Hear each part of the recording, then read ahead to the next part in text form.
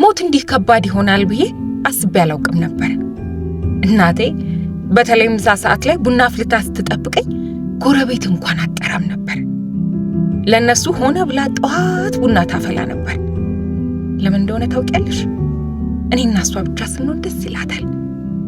ልጅነቷን ታወራልኛለች፣ ልጅነቴን ታወራለች። አንዳንዴ ደግሞ መጽሐፍ አነብላታለሁ።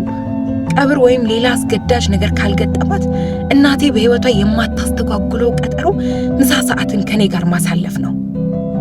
ፀሐዬ ከምንም ደብቃኝ አታውቅም ነበር።